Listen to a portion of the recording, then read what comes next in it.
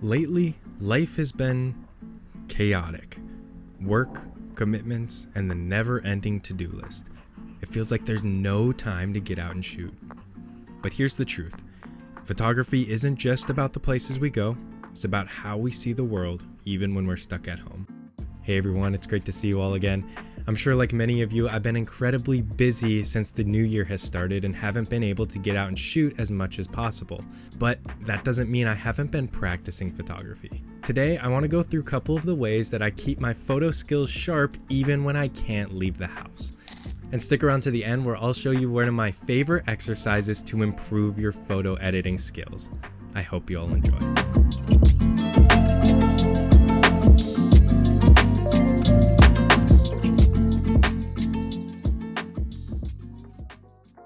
The first step is to start by studying other photographers. Look at the way they frame their subjects, the way they use light, and the emotions they evoke.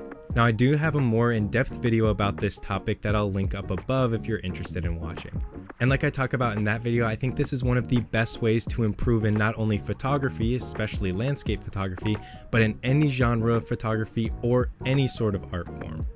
Even when you're not out shooting a landscape, you can still practice your composition. Set up a couple objects in your house and see how you would frame them. The more you train your eye, the sharper it'll get.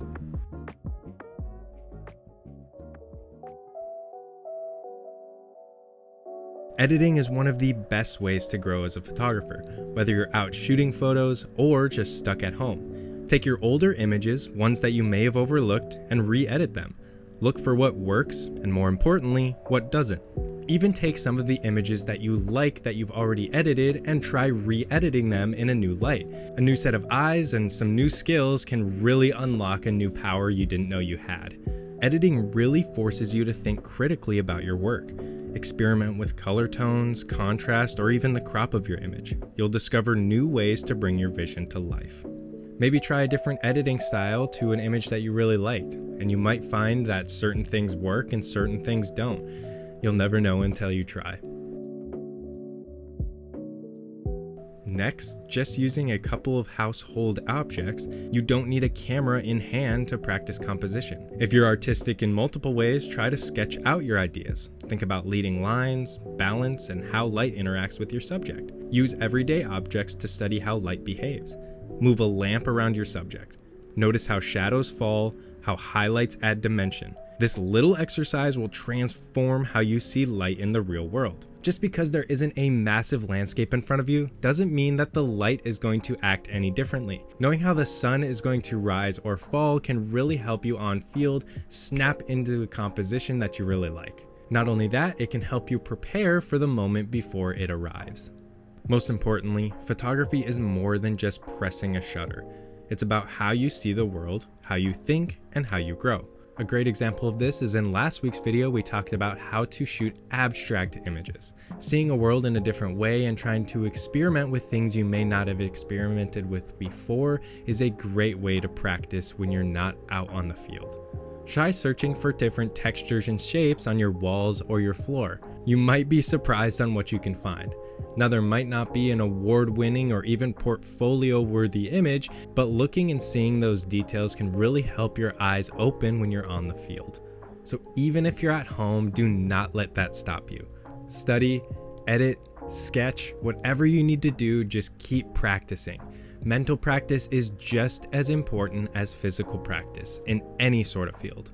Mental practice will not only help you when you're on the field, but even when you're back in the editing process. One of my favorite techniques to do in any sort of situation is envision how I want the image to look before I even take or edit the photo.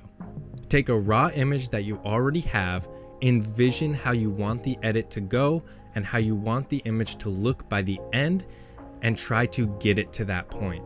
This is something that you don't have to do when you can't go out and shoot, but this will help you when you're on the field envision what you want the image to look like. I can guarantee you that'll help you create more images that you like and can share on your portfolio.